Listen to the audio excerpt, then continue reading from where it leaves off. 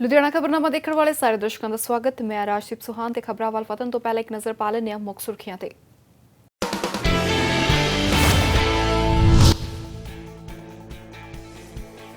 ਗੁਰਦੁਆਰਾ ਆਲਮਗੀਰ ਸਾਹਿਬ ਨੇ ਸ਼ੁਰੂ ਕੀਤਾ ਖਾਸ ਉਪਰਾਲਾ। ਕੋਰੋਨਾ ਮਹਾਮਾਰੀ ਨਾਲ ਜੂਝ ਰਹੇ ਲੋਕਾਂ ਦੀ ਮਦਦ ਲਈ ਸ਼ੁਰੂ ਕੀਤਾ ਆਕਸੀਜਨ ਦਾ ਲੰਗਰ। ਆਕਸੀਜਨ ਦੀ ਕਮੀ ਦੇ ਨਾਲ ਲੜ ਰਹੇ ਮਰੀਜ਼ਾਂ ਨੂੰ ਮਿਲੇਗੀ ਮੁਫਤ ਸੇਵਾ।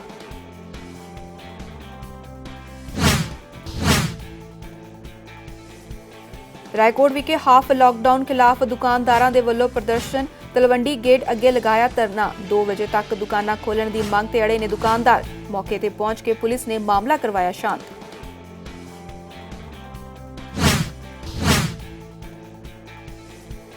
ਸਾਬਕਾ ਵਿਧਾਇਕ ਦਰਸ਼ਨ ਸਿੰਘ ਸ਼ਿਵਾਲਿਕ ਨੇ ਵਿਧਾਇਕ ਕੁਲਦੀਪ ਸਿੰਘ ਵੈਦ ਤੇ ਖੜੇ ਕੀਤੇ ਨੇ ਸਵਾਲ। ਵਿਧਾਇਕ ਵੈਦ ਤੇ ਲੋਕਾਂ ਨੂੰ ਗੁੰਮਰਾਹ ਕਰਨ ਦੇ ਲਗਾਏ ਦੋਸ਼। ਕਿਹਾ ਧਾਂਦਰਾ ਕਲਸਟਰ ਦੇ ਲਈ ਅਕਾਲੀ ਦਲ ਸਰਕਾਰ ਸਮੇਂ ਪਾਸ ਹੋਇਆ ਸੀ ਟੈਂਡਰ। ਸੁਖਬੀਰ ਸਿੰਘ ਬਾਦਲ ਨੇ ਪਾਸ ਕਰਵਾਏ ਸਨ 40 ਕਰੋੜ ਰੁਪਏ।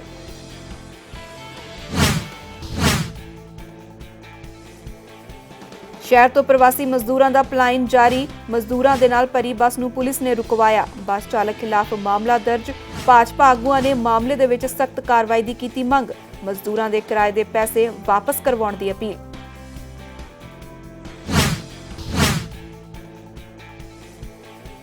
ਅਤੇ ਰਾਏਕੋਟ ਦਾਣਾ ਮੰਡੀ ਦੇ ਵਿੱਚ ਲਿਫਟਿੰਗ ਦੀ ਮੱਠੀ ਰਫ਼ਤਾਰ। ਮੰਡੀ ਦੇ ਵਿੱਚ ਪਰੇਸ਼ਾਨ ਨਜ਼ਰ ਆਏ ਮਜ਼ਦੂਰ। ਸੱਤਾਧਾਰੀ ਧਿਰ ਅਤੇ ਆੜਤੀ ਐਸੋਸੀਏਸ਼ਨ ਤੇ ਲਗਾਏ ਦੋਸ਼। ਚਹੇਤਿਆਂ ਦੀ ਚੁਕਵਾਈ ਜਾ ਰਹੀ ਹੈ ਫਸਲ, ਬਾਕੀਆਂ ਦਾ ਹੋ ਰਿਹਾ ਨੁਕਸਾਨ।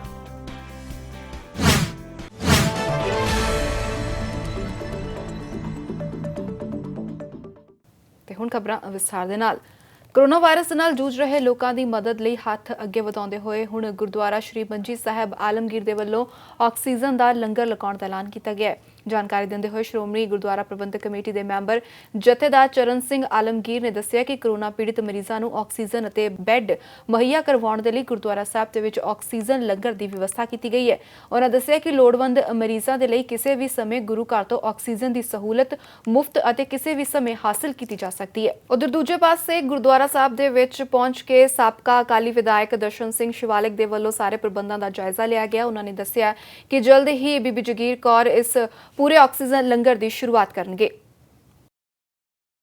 ਗੁਰੂਆਂ ਦੀ ਚਰਨ ਛੋਹ ਧਰਤੀ ਗੁਰਦੁਆਰਾ ਸ਼੍ਰੀ ਆਲਮਗੀਰ ਦੇ ਵਿੱਚ ਅੱਜ ਸ਼੍ਰੋਮਣੀ ਕਮੇਟੀ ਵੱਲੋਂ ਜੋ ਆਕਸੀਜਨ ਦਾ ਲੰਗਰ ਦਾ ਕੰਮ ਸ਼ੁਰੂ ਹੋਣਾ ਕੱਲ੍ਹ ਤੋਂ, ਜਿਹਦਾ ਉਦਘਾਟਨ ਸਾਡੇ ਸਤਿਕਾਰਯੋਗ ਬੀਬੀ ਜਗੀਰ ਕੌਰ ਜੀ ਪ੍ਰਧਾਨ ਸ਼੍ਰੋਮਣੀ ਕਮੇਟੀ ਉਹਨਾਂ ਨੇ ਕਰਨਾ ਵਾ। ਤਾਂ ਉਹਦੇ ਵਾਸਤੇ ਅਸੀਂ ਸਮੂਹ ਹਲਕਾ ਜਥੇਦਾਰ ਸਾਹਿਬਾਨ ਤੇ ਆਗੂ ਸਾਹਿਬਾਨ ਆਏ ਸੀ, ਸ਼੍ਰੋਮਣੀ ਅਕਾਲੀ ਦਲ ਦੇ ਨਿਰੀਖਣ ਕਰਨ ਆਏ ਸੀ ਕਿ ਸਾਰੇ ਦੇ ਜਿਹੜੇ ਇੰਤਜ਼ਾਮ ਹੈਗੇ ਆ ਕੰਪਲੀਟ ਆ। ਸੋ ਸਾਰਾ ਹੀ ਇੰਤਜ਼ਾਮ ਵਧੀਆ ਇੰਤਜ਼ਾਮ ਕੀਤਾ ਗਿਆ ਵਾ। ਸੋ ਬੀਬੀ ਜੀ ਦਾ ਬਹੁਤ ਬਹੁਤ ਧੰਨਵਾਦ ਕਰਦੇ ਹਾਂ ਜਿਨ੍ਹਾਂ ਨੇ ਸਾਡੇ ਇਸ ਇਲਾਕੇ ਦੇ ਵਿੱਚ ਇਹ ਆਕਸੀਜਨ ਦਾ ਜਿਹੜਾ ਮਰੀਜ਼ਾਂ ਵਾਸਤੇ ਕੰਮ।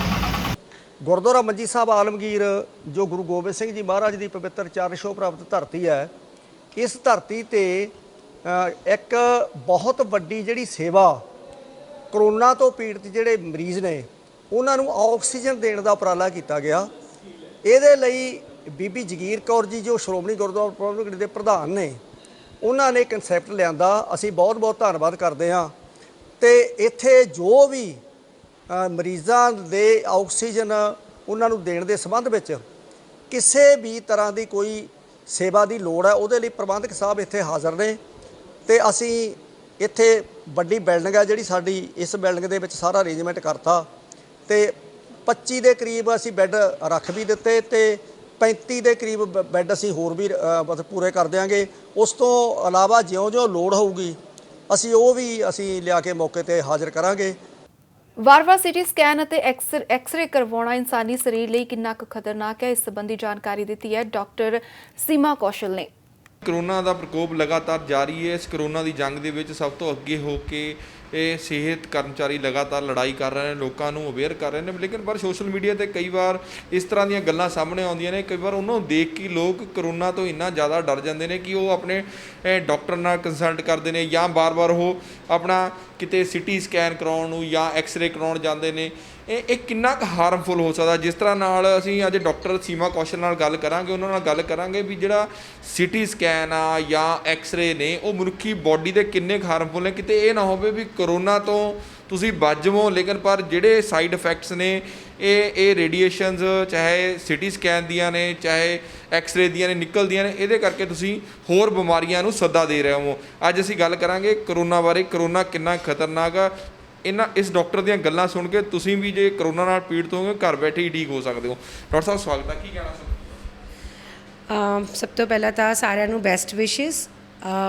ਅਸੀਂ ਸਾਰੇ ਬਹੁਤ ਜ਼ਿਆਦਾ ਇੱਕ ਮਹਾਮਾਰੀ ਤੋਂ ਸਾਰੇ ਲੋਕ ਹੀ ਗੁਜ਼ਰ ਰਹੇ ਹਾਂ, but as a doctor I appeal to all the people in the society ਕਿ ਵੀ ਪਲੀਜ਼ ਕੋਵਿਡ ਇੱਕ ਬਿਮਾਰੀ ਹੈ, ਉਹਨੂੰ ਇੱਕ ਜਾਨਲੇਵਾ ਜਾਂ ਉਹਨੂੰ ਇੱਕ ਬਹੁਤ ਜ਼ਿਆਦਾ ਅਗਲੀ ਟੈਗ ਨਾ ਦਿੱਤਾ ਜਾਵੇ।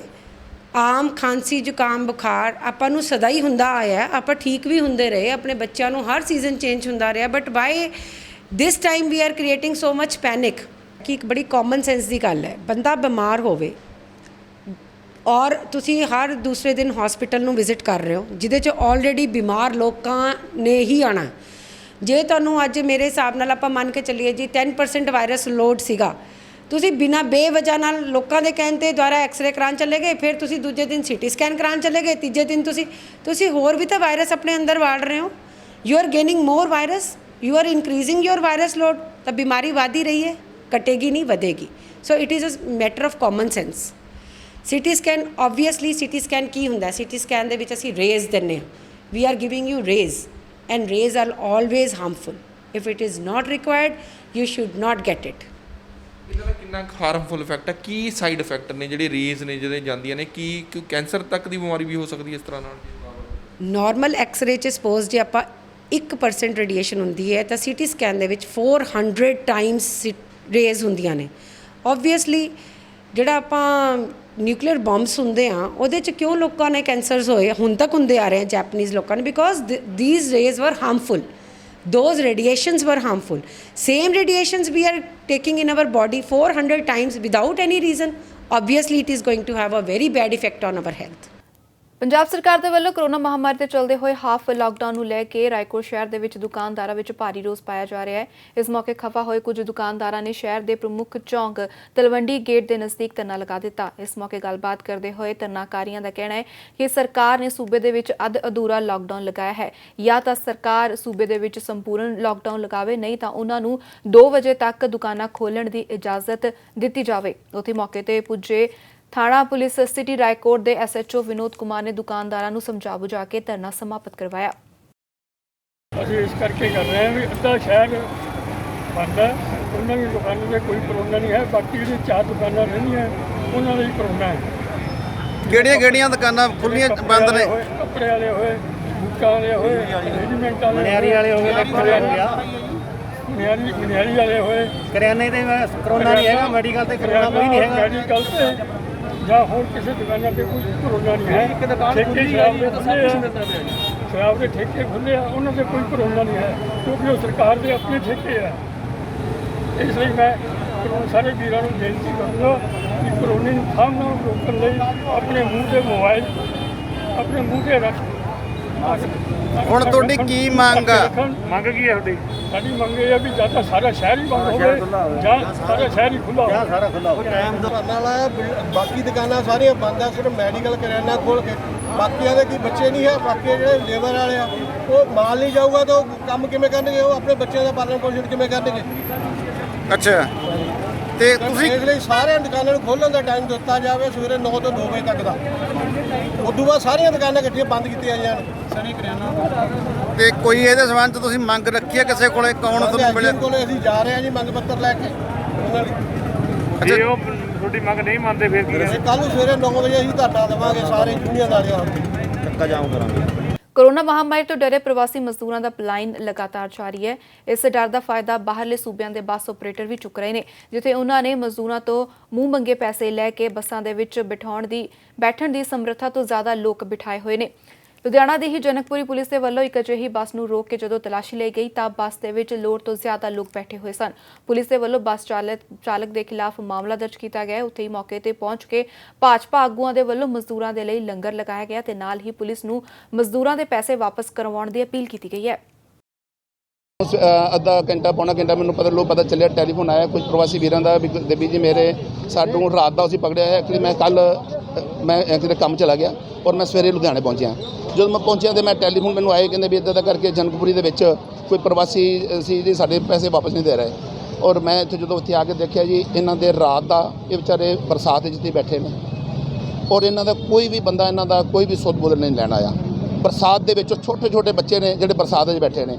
ਔਰ ਮੈਨੂੰ ਇੱਕ ਚੀਜ਼ ਦੀ ਬੜੀ ਕਹਿਣ ਲੱਗੇ ਸ਼ਰਮ ਆ ਰਹੀ ਹੈ, ਡੀਸੀ ਸਾਹਿਬ ਤੁਸੀਂ ਤਾਂ ਜ਼ਿੰਮੇਵਾਰ ਹੋ, ਮਾਲਕ ਹੋ ਤੁਸੀਂ ਲੁਧਿਆਣੇ ਦੇ, ਔਰ ਤੁਸੀਂ ਇਹਨਾਂ ਦੇ ਪੈਸੇ ਵਾਪਸ ਕਿਉਂ ਨਹੀਂ ਦਵਾਏ? ਪਰਚਾ ਤੇ ਕਰਤਾ, ਇਹਨਾਂ ਦੇ ਪੈਸੇ ਕੌਣ ਵਾਪਸ ਦਵਾਏਗਾ?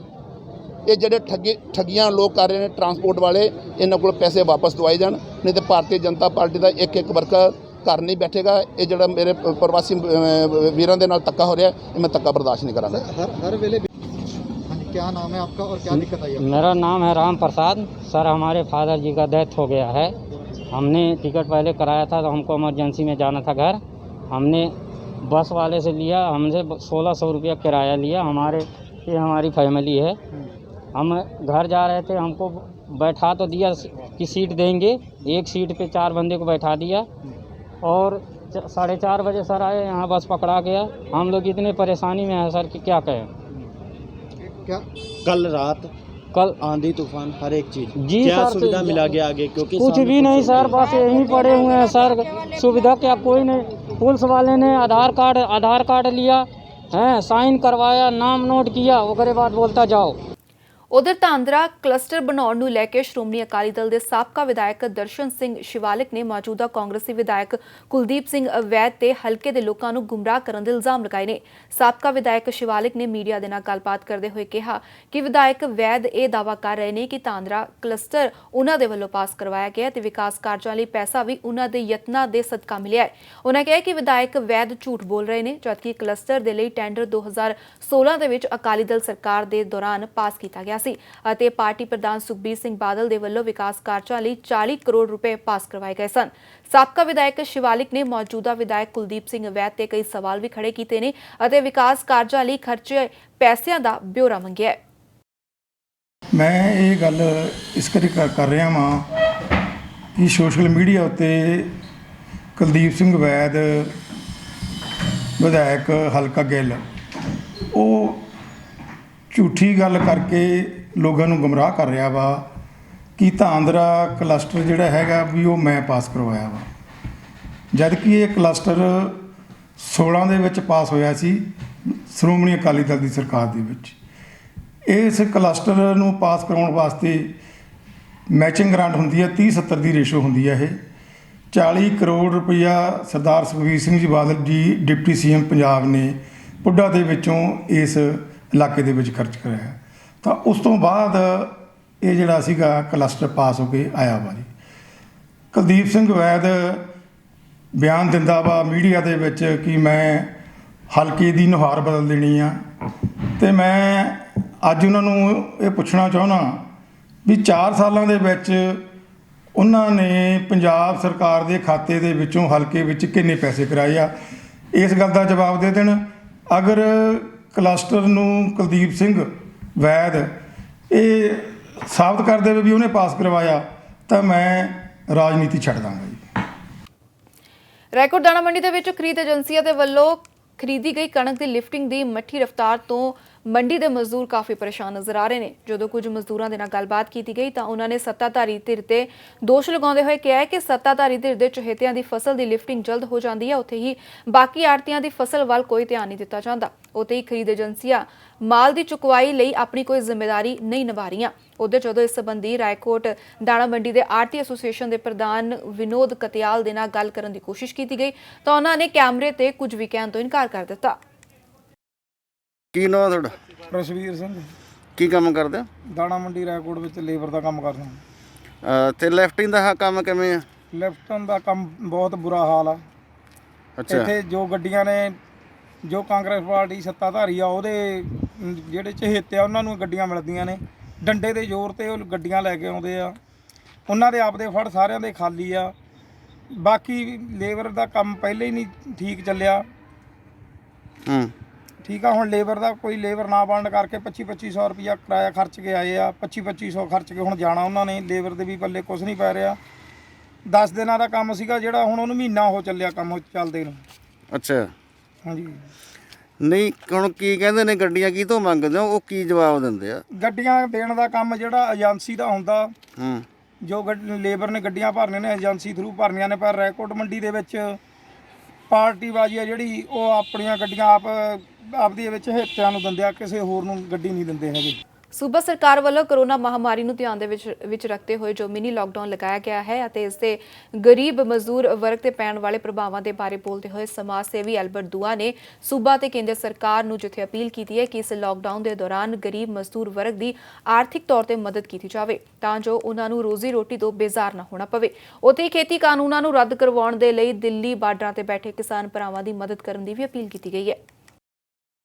ਮੈਂ ਇਹ ਕਹਿਣਾ ਚਾਹੁੰਦਾ ਹਾਂ ਕਿ ਜਿਹੜੇ ਤਗੜੇ ਇੰਡਸਟਰੀਲਿਸਟ ਤੇ ਬਿਜ਼ਨਸਮੈਨ ਨੇ ਉਹ ਬਹੁਤ ਵੱਡਾ ਅਨਾਜ ਦਾ ਭੰਡਾਰ ਸੇਵ ਕਰ ਸਕਦੇ ਹਨ, ਪਰ ਗਰੀਬ ਬੰਦੇ ਦੇ ਸਮਰਥ ਤੋਂ ਦੂਰ ਹੈ, ਉਹਦੀ ਪਹੁੰਚ ਤੋਂ ਬਾਹਰ ਹੈ। ਜਿਹੜਾ ਇਹ ਲਾਕਡਾਊਨ 10 ਦਿਨਾਂ ਦਾ ਸਰਕਾਰ ਨੇ ਅਨਾਉਂਸ ਕੀਤਾ ਹੈ, ਕਿਉਂਕਿ ਸਰਕਾਰ ਦੀਆਂ ਪਾਲਿਸੀਆਂ ਤੇ ਮਹਾਮਾਰੀ ਨੂੰ ਦੇਖਦੇ ਹੋਏ ਇਹ ਲਾਕਡਾਊਨ ਵੱਧ ਵੀ ਸਕਦਾ ਹੈ।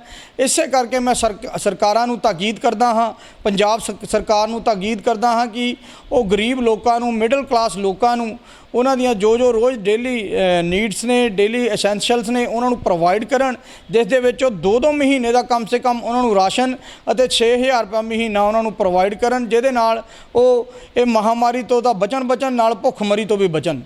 ਉਧਰ ਰਾਏਕੋਟ ਦੇ ਵਿੱਚ ਅਕਾਲੀ ਆਗੂ ਬਲਵਿੰਦਰ ਸਿੰਘ ਸੰਧੂ ਜੋ ਕਿ ਰਾਏਕੋਟ ਦੇ ਹਲਕਾ ਇੰਚਾਰਜ ਵੀ ਨੇ, ਉਹਨਾਂ ਦੀ ਅਗਵਾਈ ਦੇ ਵਿੱਚ ਅਕਾਲੀ ਵਰਕਰਾਂ ਤੇ ਆਗੂਆਂ ਦੀ ਇੱਕ ਮੀਟਿੰਗ ਕੀਤੀ ਗਈ, ਜਿਸ ਦੇ ਵਿੱਚ ਆਈਜੀ ਕੁੰਵਰ ਵਿਜੇ ਪ੍ਰਤਾਪ ਦੇ ਵੱਲੋਂ ਜਾਰੀ ਕੀਤੀ ਗਈ ਬੇਅਦਬੀ ਨੂੰ ਲੈ ਕੇ ਰਿਪੋਰਟ ਦੇ ਬਾਰੇ ਵਿਚਾਰ ਚਰਚਾ ਕੀਤੀ ਗਈ। ਇਸ ਦੌਰਾਨ ਉਹਨਾਂ ਨੇ ਕਿਹਾ ਹੈ ਕਿ ਇਹ ਰਿਪੋਰਟ ਕੁਝ ਵੀ ਨਹੀਂ ਬਲਕਿ ਅਕਾਲੀ ਦਲ ਨੂੰ ਬਦਨਾਮ ਕਰਨ ਦੀ ਇੱਕ ਸਾਜ਼ਿਸ਼ ਹੈ। ਦੇਖੋ, ਜਿਹੜੀਆਂ ਰਾਜਨੀਤਿਕ ਪਾਰਟੀਆਂ ਵਾ, ਖਾਸ ਤੌਰ ਤੇ ਅਕਾਲੀ ਦਲ ਜਿਹੜਾ, ਇਹ ਬਹੁਤ ਲੋਕਾਂ ਦੇ ਜੜ ਨਾਲ ਜੁੜੀ ਹੋਈ ਪਾਰਟੀ ਆ।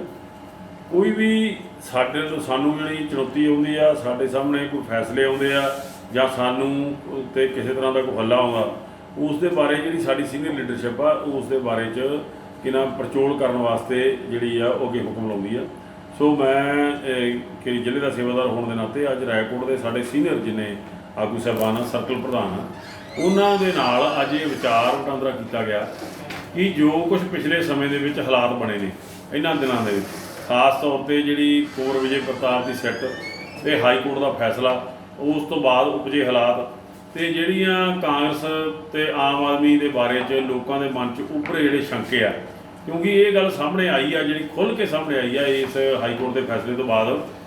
ਨਗਰ ਨਿਗਮ ਲੁਧਿਆਣਾ ਜ਼ੋਨ ਏ ਵਿਖੇ ਦਲਿਤ ਅਧਿਕਾਰ ਬਚਾਓ ਅੰਦੋਲਨ ਦੇ ਵੱਲੋਂ ਵੱਖ-ਵੱਖ ਮੰਗਾਂ ਨੂੰ ਲੈ ਕੇ ਵਿਚਾਰ ਚਰਚਾ ਕਰਨ ਦੇ ਲਈ ਮੀਟਿੰਗ ਰੱਖੀ ਗਈ। ਇਸ ਮੀਟਿੰਗ ਦੀ ਅਗਵਾਈ ਦਲਿਤ ਅਧਿਕਾਰ ਬਚਾਓ ਅੰਦੋਲਨ ਦੇ ਮੁਖੀ ਅਰੁਣ ਪੱਟੀ ਦੇ ਵੱਲੋਂ ਕੀਤੀ ਗਈ। ਇਸ ਮੌਕੇ SC-BC EMPLOYEES ਫੈਡਰੇਸ਼ਨ ਦੇ ਪ੍ਰਧਾਨ ਬਾਬੂ ਰਾਮ ਗਾਗਟ ਨੇ ਆਪਣੇ ਸਾਥੀਆਂ ਸਣੇ ਦਲਿਤ ਅਧਿਕਾਰ ਬਚਾਓ ਅੰਦੋਲਨ ਨੂੰ ਆਪਣਾ ਪੂਰਾ ਸਮਰਥਨ ਦੇਣ ਦਾ ਐਲਾਨ ਕੀਤਾ ਹੈ ਅਤੇ ਨਗਰ ਨਿਗਮ ਲੁਧਿਆਣਾ ਵਿਖੇ ਕੰਮ ਕਰ ਰਹੇ ਦਰਜਾ 4 ਕਰਮਚਾਰੀਆਂ ਨੂੰ ਪੱਕਾ ਕਰਾਉਣ ਸੰਬੰਧੀ ਚਰਚਾ ਕੀਤੀ ਗਈ ਹੈ।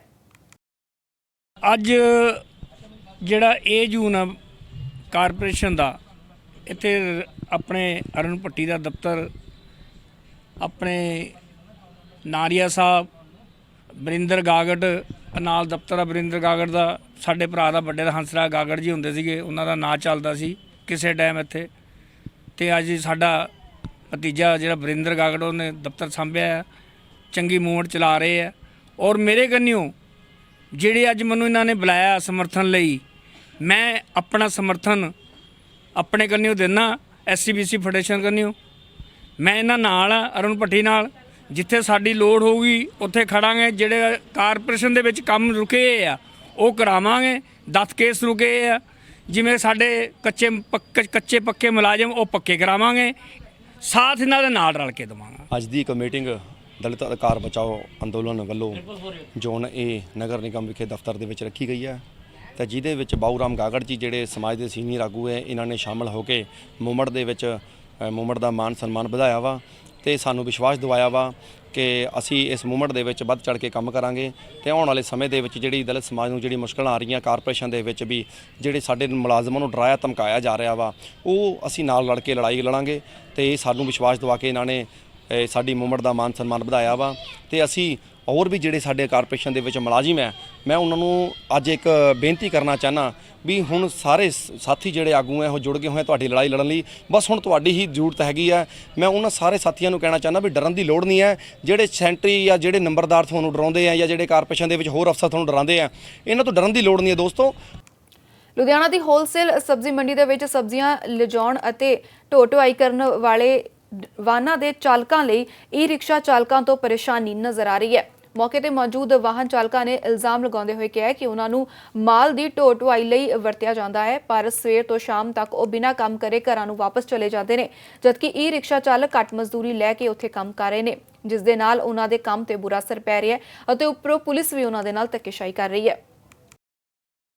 ਸਾਨੂੰ ਪ੍ਰੋਬਲਮ ਆਉਂਦੀ ਹੈ ਈ ਰਿਕਸ਼ਾ ਜੀ ਇਹ ਸਵਾਰੀ ਲਈ ਬਣੀ ਆ ਸਵਾਰੀਆਂ ਢੋਣ ਸਾਨੂੰ ਕੋਈ ਇਤਰਾਜ਼ ਨਹੀਂ ਸਾਡੀਆਂ ਗੱਡੀਆਂ ਲੋਡ ਵਾਲੀਆਂ ਇਹ ਲੋਡ ਕਰਨ ਸਾਡਾ ਕੰਮ ਹੈ ਨਹੀਂ ਈ ਰਿਕਸ਼ਾ ਬਾਰ-ਬਾਰ ਇਹ ਕੰਮ ਕਰਦੇ ਆ ਸਾਡੀਆਂ ਗੱਡੀਆਂ ਖੜੀਆਂ ਰਹਿੰਦੀਆਂ ਸਵੇਰ ਤੋਂ ਸ਼ਾਮ ਤੱਕ ਪਰਚੀ ਕਟਾ ਕੇ ਫਿਰ ਵੀ ਸਾਨੂੰ ਕੰਮ ਨਹੀਂ ਮਿਲਦਾ ਅਸੀਂ ਪਰਚੀ ਕਟਾ ਕੇ ਫਿਰ ਸ਼ਾਮ ਨੂੰ ਘਰ ਨੂੰ ਚਲੇ ਜਾਈਦਾ ਸਾਡਾ ਕੋਈ ਹੱਲ ਨਹੀਂ ਸਾਡਾ ਤਾਂ ਰੋਟੀ ਰੋਜੀ ਤੋਂ ਵੀ ਭੁੱਖੇ ਮਰ ਰਹੇ ਆ। ਮੰਡੀ ਬੋਰਡ ਬੜਾ ਧੱਕਾ ਹੋ ਰਿਹਾ ਕੀ ਹੋ ਰਿਹਾ ਧੱਕਾ ਦਾ ਮੰਡੀ ਬੋਰਡ ਤੋਂ ਵੱਲ ਨਹੀਂ ਧੱਕਾ ਹੋ ਰਿਹਾ ਈ ਰਿਕਸ਼ਾ ਦਾ ਕੋਈ ਹੱਲ ਕਰਨਾ ਸਾਡਾ ਤਾਂ ਈ ਰਿਕਸ਼ਾ ਨਾਲ ਮੰਡੀ ਬੋਰਡ ਦਾ ਕੋਈ ਸਾਨੂੰ ਕੋਈ ਪ੍ਰੋਬਲਮ ਨਹੀਂ ਮਾਲ ਤਾਂ ਉੱਤੇ ਭਰਿਆ ਜਾ ਰਿਹਾ ਨਾ ਮਾਲ ਦਾ ਭਰਿਆ ਜਾ ਰਿਹਾ ਹੁਣ ਇਹ ਕੀ ਆ ਈ ਰਿਕਸ਼ਾ ਆਉਂਦੀ ਆ ਜਿਹੜੀ ਇਹਦੀ ਪ੍ਰੋਬਲਮ ਆ ਸਾਨੂੰ ਮੇਨ ਅੱਛਾ ਜੀ ਅੰਦਰ 3 ਵਜੇ ਦੇ ਸਵੇਰੇ ਆਉਂਦੇ ਆ ਸਾਡੀਆਂ ਗੱਡੀਆਂ ਤੇ ਖੜੀਆਂ ਰਹਿੰਦੀਆਂ ਅਸੀਂ ਕੋਈ ਗੇੜਾ ਨਹੀਂ ਲਾਉਂਦੇ ਜੀ ਅਸੀਂ ਕੋਈ ਗਾਹਕ ਆ ਜਾਂਦਾ ਸਾਨੂੰ ਕਹਿੰਦਾ 150 200 ਅਸੀਂ ਇੱਥੇ 50 ਰੁਪਏ ਇੱਥੇ ਪਰਚੀ ਹੈ 150 200 ਰੁਪਏ ਦੇ ਅਸੀਂ ਗੇੜੇ ਲਾਵਾਂਗੇ ਤਾਂ ਅਸੀਂ ਬੱਚੇ ਕਿੱਥੋਂ ਪਾਲਨੇ ਆ ਇਹਨਾਂ ਦੀ ਗੱਡੀਆਂ ਦੇ ਟੈਕਸ ਵੀ ਪੈਂਦੇ ਪਾਸਿੰਗਾਂ ਵੀ ਪੈਂਦੀ ਆ ਸਭ ਕੁਝ ਪੈਂਦੀ ਹੈ। ਇਹ ਰਿਸਕਾ ਹੈ ਦੇਖੋ ਅੰਦਰ ਜੀ ਮੇਲਾ ਲੱਗਿਆ ਇਹਨਾਂ ਦਾ ਇਹ 80 ਰੁਪਏ 'ਚ 100 ਰੁਪਏ ਵਿੱਚ ਸਾਰੀਆਂ ਗੱਡੀਆਂ ਢੋ ਕੇ ਲੈ ਜਾਂਦੀਆਂ ਮਾਲ ਹਾਂਜੀ ਈ ਰਿਸਕਾ ਸਵਾਰੀ ਵਾਲੇ ਟੈਂਪੂ ਇਹ ਕੋਈ ਅਸੀਂ ਤੇ ਇੱਕ ਸਵਾਰੀ ਨਾਲ ਬਿਠਾ ਲਈਏ ਜੀ ਸਾਨੂੰ ਕਹਿੰਦੇ ਪੁਲਿਸ ਵਾਲੇ ਬਾਹਰ ਵਾਲੇ ਚਲਾਨ ਕਟਾਓ ਜੀ ਸਾਡੀ ਕਰਕੇ ਧੱਕੇ ਨਾਲ ਚਲਾਨ ਕੱਟ ਦਿੰਦੇ ਆ। ਕੱਲ ਮੈਂ 200 300 ਦਾ ਗੇੜਾ ਲਾਇਆ 1000 ਰੁਪਏ ਦਾ ਮੇਰਾ ਚਲਾਨ ਕੱਟਤਾ ਮੈਂ ਕਿਹਾ ਮੈਨੂੰ ਛੱਡ ਦਿਓ ਅੱਗੇ ਕਹਿੰਦਾ ਤੁਸੀਂ ਮਰ ਜਾਓ ਕਹਿੰਦਾ ਪੁਲਿਸ ਵਾਲੇ ਕਹਿੰਦੇ ਸਾਨੂੰ ਕੋਈ ਜ਼ਿੰਮੇਵਾਰੀ ਨਹੀਂ ਹੈ ਤੁਸੀਂ ਮਰ ਜਾਓ ਕਹਿੰਦਾ ਸਾਰੇ। ਪੰਜਾਬੀ ਕਾਮੇਡੀਅਨ ਅਤੇ ਫਿਲਮੀ ਅਦਾਕਾਰ ਜਸਵਿੰਦਰ ਭੱਲਾ ਨੇ ਕੋਰੋਨਾ ਦੇ ਚਲਦੇ ਹੋਏ ਅਨੋਖੇ ਢੰਗ ਦੇ ਨਾਲ ਆਪਣਾ ਜਨਮ ਦਿਨ ਮਨਾਇਆ ਹੈ। ਜਸਵਿੰਦਰ ਭੱਲਾ ਨੇ ਆਪਣੇ ਪਰਿਵਾਰ ਦੇ ਨਾਲ ਇੱਕ ਵੀਡੀਓ ਬਣਾਈ ਹੈ ਜਿਸ ਰਾਹੀਂ ਉਹ ਲੋਕਾਂ ਨੂੰ ਘਰਾਂ ਦੇ ਵਿੱਚ ਰਹਿਣ ਦੀ ਸਲਾਹ ਦੇ ਰਹੇ ਨੇ। ਸੋਸ਼ਲ ਮੀਡੀਆ ਤੇ ਜਸਵਿੰਦਰ ਭੱਲਾ ਦੀ ਇਹ ਵੀਡੀਓ ਨੂੰ ਖੂਬ ਪਸੰਦ ਕੀਤਾ ਜਾ ਰਿਹਾ ਹੈ। ਤੁਹਾਡੇ ਆਪਣੇ ਜਸਵਿੰਦਰ ਭੱਲਾ ਵੱਲੋਂ ਤੇ ਮੇਰੀ ਬੈਟਰ ਹਾਫ ਵੱਲੋਂ ਆਪ ਸਭ ਨੂੰ ਪਿਆਰ ਭਰੀ ਸਤਿ ਸ੍ਰੀ ਅਕਾਲ। ਅਸੀਂ ਤੁਹਾਡੇ ਬਹੁਤ ਸ਼ੁਕਰਗੁਜ਼ਾਰ ਹਾਂ ਜਿਨ੍ਹਾਂ ਨੇ ਇਸ ਕਰੋਨਾ ਕਾਲ ਵਿੱਚ ਵੀ ਮੇਰਾ ਬਰਥਡੇ ਯਾਦ ਰੱਖਿਆ ਤੇ ਤੁਹਾਡੇ ਵੱਲੋਂ ਮੈਨੂੰ ਢੇਰ ਸਾਰੀਆਂ ਦੁਆਵਾਂ ਤੇ ਬਹੁਤ ਸਾਰਾ ਪਿਆਰ ਭੇਜਿਆ ਹੋਇਆ ਮਿਲਿਆ so many thanks and love you all. Cake ਵੀ ਕੱਟ ਲਓ ਹੁਣ ਕੀ ਗੱਲ ਠੰਡਾ ਹੁੰਦਾ ਕੱਟ ਲੈਂਦੇ ਕੈਂਚੀ ਕਿੱਥੇ ਤੁਸੀਂ ਸੋਚਦੇ ਤਾਂ ਹੋਵੋਗੇ ਕਿ ਮੈਂ ਕੈਂਚੀ ਕਿਉਂ ਮੰਗਾਈ ਹੈ ਕੇਕ ਕੱਟਣ ਲਈ ਚਾਕੂ ਕਿਉਂ ਨਹੀਂ ਮੰਗਾਇਆ ਚਾਕੂ ਤਾਂ ਮੰਗਾਉਂਦਾ ਜੇ ਕੇਕ ਅਸਲੀ ਹੁੰਦਾ ਅਸਲੀ ਕੇਕ ਕਿੱਥੋਂ ਆਉਣਾ ਸੀ ਸਾਰੇ ਪਾਸੇ ਤਾਂ ਲਾਕਡਾਊਨ ਪਰ ਚਾਅ ਵੀ ਪੂਰੇ ਕਰਨੇ ਸੀ ਇਸ ਕਰਕੇ ਮੇਰੀ ਧਰਮ ਪਤਨੀ ਨੇ ਆਪਣੇ ਹੱਥਾਂ ਨਾਲ ਮੇਰੇ ਬਰਥਡੇ ਦਾ ਕੇਕ ਬਣਾਇਆ ਔਰ ਜਿਹੜਾ ਕੇਕ ਬਣਾਇਆ ਉਹ ਪੇਪਰ ਦਾ ਕੇਕ ਹੈ ਯਾਨੀ ਕਿ ਕਾਗਜ਼ ਦਾ ਕੇਕ ਹੈ। Thank you very much. Happy birthday to you happy birthday to me thank you. ਬਸ ਕਾਗਜ਼ੀ ਕੇਕ ਨਾਲ ਹੀ ਸਾਰਤਾ ਇਹਨੂੰ ਕਹਿੰਦੇ ਸੁੱਕੇ ਤੇ ਮਿਲਮਾਈ ਹੈ। ਚਲ ਇਹ ਤਾਂ ਠੀਕ ਹੈ ਮੇਰਾ ਗਿਫਟ ਲਓ ਜੀ ਪਾਓ ਸ਼ਰਟ। ਵਾਹ ਦੁਕਾਨਾਂ ਬੰਦ ਸੀ ਜੀ ਕਮੀਜ਼ ਕਿਤੋਂ ਮਿਲੀ ਨਹੀਂ ਇਸ ਕਰਕੇ ਜਨਾਬ ਨੇ ਕਮੀਜ਼ ਵੀ ਪੇਪਰ ਦੀ ਬਣਾ ਛੱਡਿਆ। ਟਾਈ ਦੇਖੋ ਤੇ ਚੈੱਕ ਦੇਖੋ ਕਿੱਡਾ ਪਿਆਰਾ।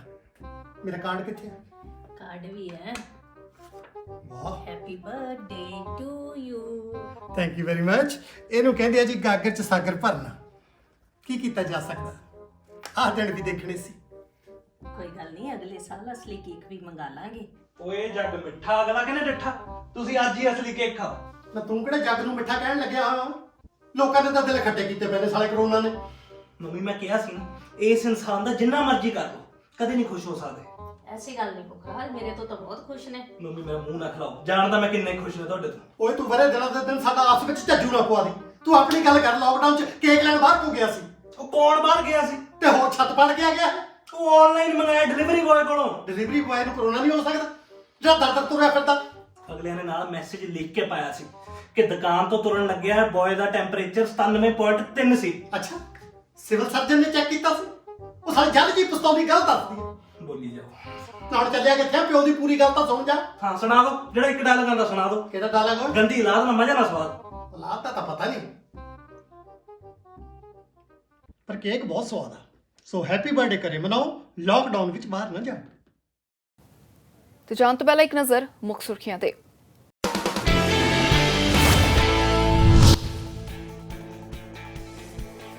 ਗੁਰਦੁਆਰਾ ਆਲਮਗੀਰ ਸਾਹਿਬ ਨੇ ਸ਼ੁਰੂ ਕੀਤਾ ਖਾਸ ਉਪਰਾਲਾ। ਕਰੋਨਾ ਮਹਾਮਾਰੀ ਨਾਲ ਜੂਝ ਰਹੇ ਲੋਕਾਂ ਦੀ ਮਦਦ ਲਈ ਸ਼ੁਰੂ ਕੀਤਾ ਆਕਸੀਜਨ ਦਾ ਲੰਗਰ। ਆਕਸੀਜਨ ਦੀ ਕਮੀ ਦੇ ਨਾਲ ਲੜ ਰਹੇ ਮਰੀਜ਼ਾਂ ਨੂੰ ਮਿਲੇਗੀ ਮੁਫਤ ਸੇਵਾ।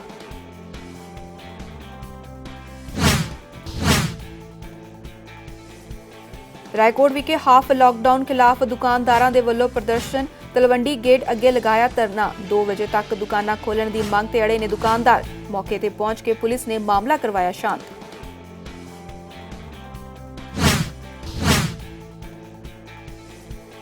ਸਾਬਕਾ ਵਿਧਾਇਕ ਦਰਸ਼ਨ ਸਿੰਘ ਸ਼ਿਵਾਲਿਕ ਨੇ ਵਿਧਾਇਕ ਕੁਲਦੀਪ ਸਿੰਘ ਵੈਦ ਤੇ ਖੜੇ ਕੀਤੇ ਨੇ ਸਵਾਲ। ਵਿਧਾਇਕ ਵੈਦ ਤੇ ਲੋਕਾਂ ਨੂੰ ਗੁੰਮਰਾਹ ਕਰਨ ਦੇ ਲਗਾਏ ਦੋਸ਼। ਕਿਹਾ ਧਾਂਦਰਾ ਕਲਸਟਰ ਦੇ ਲਈ ਅਕਾਲੀ ਦਲ ਸਰਕਾਰ ਸਮੇਂ ਪਾਸ ਹੋਇਆ ਸੀ ਟੈਂਡਰ। ਸੁਖਬੀਰ ਸਿੰਘ ਬਾਦਲ ਨੇ ਪਾਸ ਕਰਵਾਏ ਸਨ 40 ਕਰੋੜ ਰੁਪਏ।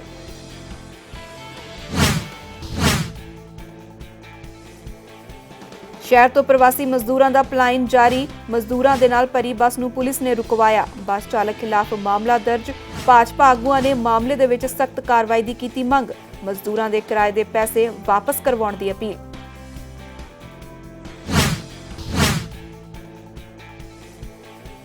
ਅਤੇ ਰਾਏਕੋਟ ਦਾਣਾ ਮੰਡੀ ਦੇ ਵਿੱਚ ਲਿਫਟਿੰਗ ਦੀ ਮੱਠੀ ਰਫ਼ਤਾਰ। ਮੰਡੀ ਦੇ ਵਿੱਚ ਪਰੇਸ਼ਾਨ ਨਜ਼ਰ ਆਏ ਮਜ਼ਦੂਰ। ਸੱਤਾਧਾਰੀ ਧਿਰ ਅਤੇ ਆੜਤੀ ਐਸੋਸੀਏਸ਼ਨ ਤੇ ਲਗਾਏ ਦੋਸ਼। ਚਹੇਤਿਆਂ ਦੀ ਚੁਕਵਾਈ ਜਾ ਰਹੀ ਹੈ ਫਸਲ, ਬਾਕੀਆਂ ਦਾ ਹੋ ਰਿਹਾ ਨੁਕਸਾਨ।